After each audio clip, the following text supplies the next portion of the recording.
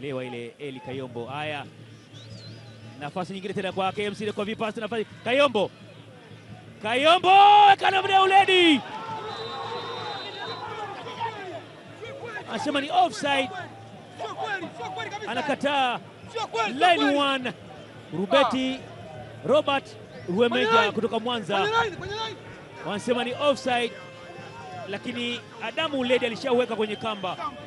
Tizama mwenyewe kwenye macho ya nyama, iliwekwa ile. Tizama, ikapigwa vipas. Kayombo Eli aliyenyosha mkono kule alikuwa pamoja usawa na Adamu Uledi.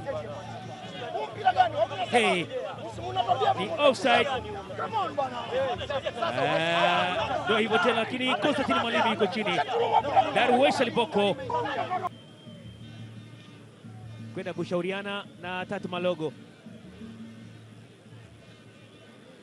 Tatu anasemaje?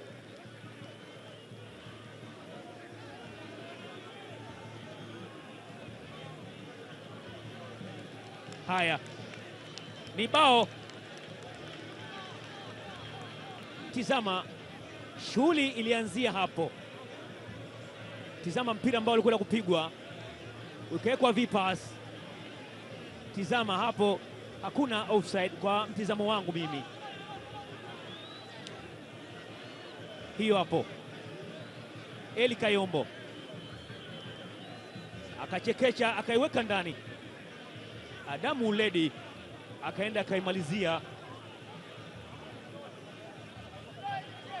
lakini sisi tumefaidika na picha za marejeo. Kadi nyekundu miongoni mwa watu kwenye benchi la ufundi la KMC, onyeshwa kadi nyekundu, lakini Fredrick Magata na Kasimu Msafiri mpira umewekwa kati pale.